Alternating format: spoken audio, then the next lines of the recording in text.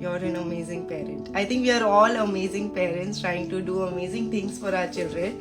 So, but yes, I'll receive that compliment. Thank you so much. Okay, so the first question, and this is something that a lot of you have asked, and is that how can I control my anger issues? That, I try not to be angry with my child, but it just happens, and I don't know why it happens, and what can I do differently so that it doesn't happen? So here's something nice to understand, and something which may probably change things for you, is to understand that we are not angry most of the time, but we sometimes choose to get angry. Now, why do we get sorry. So you're not like an angry person, but sometimes you choose to get angry. And why do we get angry? Right? And anger is not always a bad thing. Sometimes it actually protects us, and it can actually serve us also. So it's an emotion that we experience, and it is something that you cannot get rid of completely. You can only learn how to manage it. Now understand that mostly we get angry with our children, or we get mad at them and we scold them. This usually happens because with our children there is no danger that you are expecting. Right, so basically there was this part of our brain called the reptilian brain, and our reptilian brain, the main function of our brain was to actually protect us from danger. That if they saw wild animals, when we were evolving as a species, so the main function of the brain was to protect us from danger. So even now when there is danger, we will choose to stay calm. So let's say, if your mother-in-law, I'm just using this as an example, if she says something that you do not approve of, you will not get angry. Or if your friend also, for that matter, says something to you which you do not approve of, you will not immediately get angry, but you will take some time to process. You will take some time to think before you speak, because your brain is giving you that message, okay, there is danger, please think before you speak. Please process what you're going to say, do not just talk. Right, so now your brain is making you more alert, and so you're becoming more mindful. You're taking the time to think before you start to speak and before you start to get angry. Now in case of our children, there is no real danger because they're physically weaker than us. We know that they will not judge us too much. We know that they will eventually come back to us. We know that they are not going anywhere. So because there is no danger, it becomes very easy for us to lose our calm, and it usually comes out on them. So the only way for you to actually reduce this for yourself is to understand that, getting angry or mad at our children is not really serving them, it's not serving us, because we feel bad about it once it's done. And of course our children don't get to learn the better thing to do, because when we are angry, our volume is usually high, we are screaming, we are shouting. And when we are doing all of those things, our children are not registering any information. They are not receptive at all. So if they are not registering or understanding what you are saying, what is the point of talking? Only when we are talking to them, when they are calm and when they are relaxed, will they actually register what we are saying. So it's very important for us to understand that anger is not something that you're not an angry person. You just choose to get angry sometimes.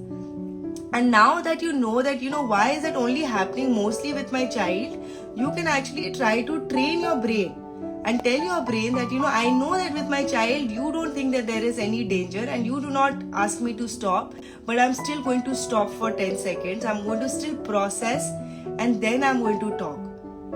So it's not very difficult, but of course, it takes practice and it will require some effort.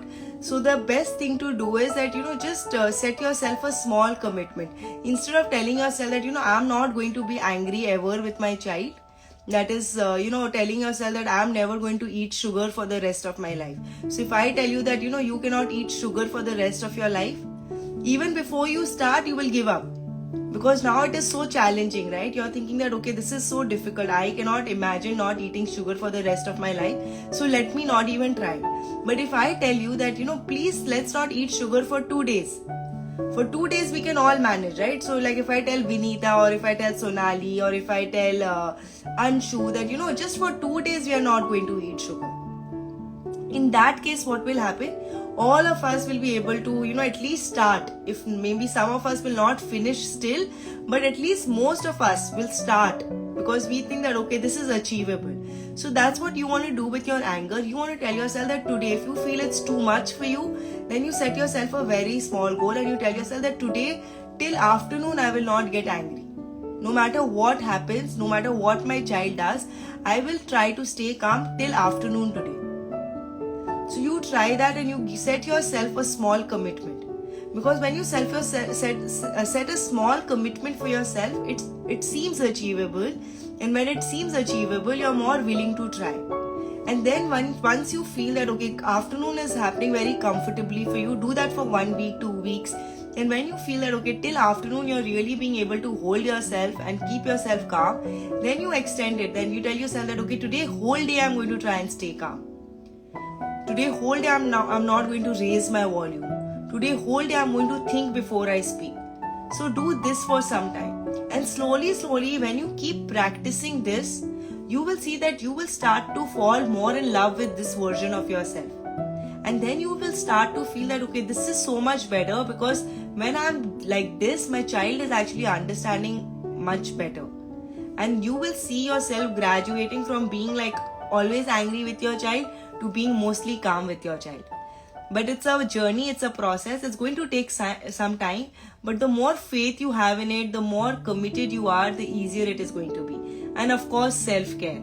That's the root cause of most of our anger. If you are not doing anything to raise your energy, if you're not learning something new, if you're not investing in your growth, if you are not doing some sort of physical activity, if you're not eating healthy, if you're not living according to your values, like things that really make you happy, if you're not doing anything that gives you joy, so you are irritated, and an irritated person can never be calm and happy. So first you need to address that irritation in you by doing something fun every day, by doing something nice for yourself. And by nice, I just don't mean that, watch Netflix or, watch something on the TV. By nice, I mean do something productive.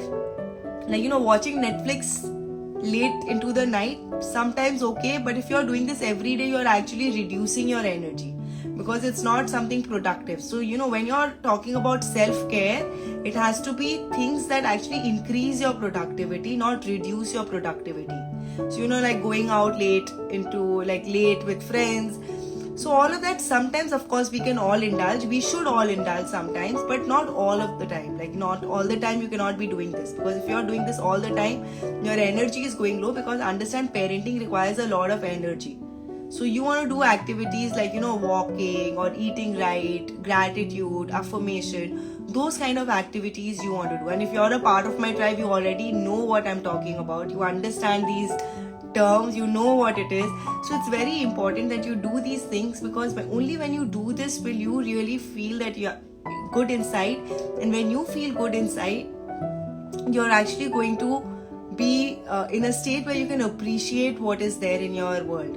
So you'll be able to appreciate what's in your outer world. But if you're not feeling good inside, no matter how much you have in your outer world, you will not be able to appreciate it.